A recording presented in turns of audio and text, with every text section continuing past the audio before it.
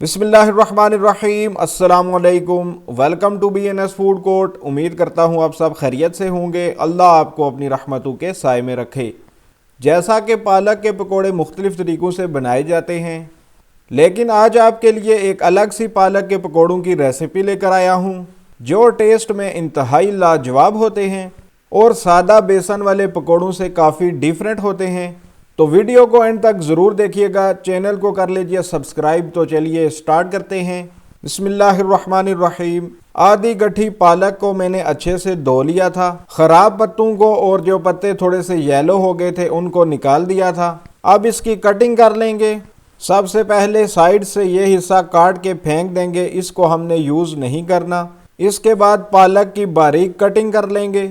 پالک کو موٹا موٹا نہیں کاٹنا، اس کو جتنا آپ باریک کر سکتے ہیں اتنا باریک کاٹیں۔ پالک کی کٹنگ مکمل ہو چکی ہے۔ اب چلتے ہیں نیکسٹ سٹیپ کی طرف۔ اب ایک باؤل لیں گے اور اس میں شامل کریں گے 2 ٹیبل سپون چاول کا آٹا، 2 ٹیبل سپون کوکونٹ پاؤڈر۔ یہ ایزیلی اویلیبل ہوتا ہے، آپ کو ہر جگہ سے مل جائے گا، نہیں تو ایک کھوپرے کو کدوکش کر کے بنا لیں۔ 1 ٹیبل سپون سفید تل، ½ ٹی سپون اجوائن، 1 ٹی سپون انار دانہ۔ ان سب چیزوں کو اچھے سے مکس کر لیں گے۔ اب اس کو پالک میں شامل کر لیتے ہیں۔ اب ڈال لیتے ہیں 1 کپ بیسن، 1 ٹیبل سپون کٹی ہوئی لال مرچ، 1 ٹیبل سپون ثابت خشک دھنیا، 1 ٹی سپون نمک، 1/4 T spoon garlic powder, 1/4 T spoon ادرک پاؤڈر، 1 میڈیم سائز سلائسز میں کٹ کی ہوئی پیاز، آدھی گٹھی باریک کٹا ہوا ہرا دھنیا۔ اچھے سے پہلے اس کو ڈرائی مکس کر لیں گے۔ اب تھوڑا تھوڑا پانی ایڈ کر کے اس کو مکس کر لیں گے۔ اس کو بہت زیادہ پتلا نہیں کریں گے، اسی لیے تھوڑا تھوڑا پانی شامل کر کے بیٹر بنائیں گے۔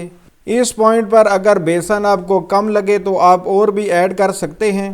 میں تقریباً 1/4 کپ بیسن اور ایڈ کروں گا کیونکہ مجھے بیسن تھوڑا کم لگا ہے۔ آپ بھی اپنی پالک کے حساب سے اس کو ایڈجسٹ کر سکتے ہیں، لیکن یہ بات یاد رکھیں کہ بہت زیادہ آپ نے ایڈ نہیں کرنا۔ بالکل ایسا بیٹر آپ کا بننا چاہیے، بہت زیادہ پتلا نہیں ہونا چاہیے، کیونکہ اگر یہ بہت زیادہ پتلا ہوا تو یہ ہینڈل کرنا مشکل ہوگا اور فرائی کرتے ہوئے پالک الگ ہو جائے گی۔ اب ان کو فرائی کر لیتے ہیں۔ تھوڑا تھوڑا بیٹر لیں گے اور اس کو فرائی کریں گے۔ تھوڑا سا بیٹر لے کے ہاتھ میں اس طرح تھوڑا پھیلا لیں گے اور پھر شامل کریں گے۔ اس سے آپ کی شیپ اچھی ہوگی اور یہ صحیح سے اندر سے پکیں گے۔ اسی طرح اگر آپ نے بہت زیادہ بیٹر لیا تو بیسن اور پالک اندر سے کچے رہ جائیں گے۔ اب میڈیم فلیم پر اس کو کوک کر لیں گے تاکہ پالک فلی گل جائے۔ دیکھیے پکوڑے بالکل بھی ٹوٹے نہیں ہیں اور پالک بھی ان سے الگ نہیں ہوئی۔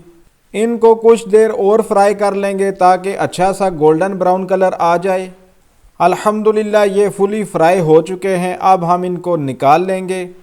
ماشاءاللہ پیارا سا گولڈن براؤن کلر آیا ہے اور یہ بالکل بھی ڈارک نہیں ہوئے۔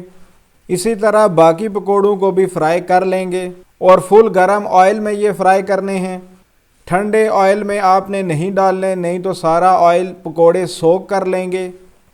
اور میڈیم فلیم پر گولڈن براؤن ہونے تک فرائی کریں تاکہ اندر سے پالک اور بیسن اچھے سے پک جائیں۔ الحمدللہ یہ پکوڑے بھی فرائی ہو چکے ہیں۔ اب انہیں نکال کے ڈش آؤٹ کر لیں گے۔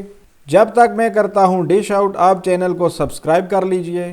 الحمدللہ پکوڑے ہم نے ڈش آؤٹ کر لیے ہیں۔ ماشاءاللہ بہت ہی زبردست فرائی ہوئے ہیں۔ ماشاءاللہ بہت زبردست خوشبو آ رہی ہے۔